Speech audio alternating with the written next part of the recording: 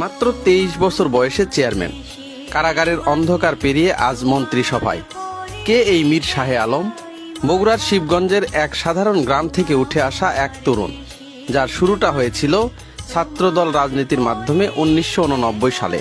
ধীরে ধীরে সংগ্রাম, নেতৃত্ব আর ত্যাগের মধ্য দিয়ে গড়ে ওঠে তার রাজনৈতিক পথচলা। 1997 সালে মাত্র 23 বছর বয়সে ইতিহাস গড়ে নির্বাচিত হন ইউপি চেয়ারম্যান হিসাবে। এরপর থেমে থাকেননি।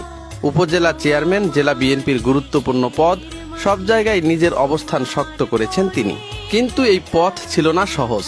মামলা, গ্রেপ্তার, কারাবরণ, রাজনৈতিক জীবনের কঠিন বাস্তবতার মধ্য দিয়েই এগিয়ে যেতে হয়েছে তাকে। তারপর 2026 সালের সেই মুহূর্ত, বগুড়া 2 আসন থেকে বিপুল ভোটে সংসদ সদস্য নির্বাচিত হওয়া, আর মাত্র কয়েকদিনের ব্যবধানে মন্ত্রিসভায় স্থান, প্রতিমন্ত্রী হিসেবে শপথ।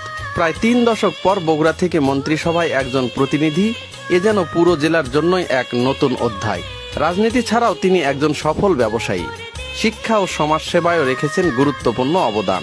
বর্তমানে তিনি স্থানীয় সরকার, পল্লী উন্নয়ন ও সমবায় মন্ত্রণালয়ের প্রতিমন্ত্রী হিসেবে নিযুক্ত।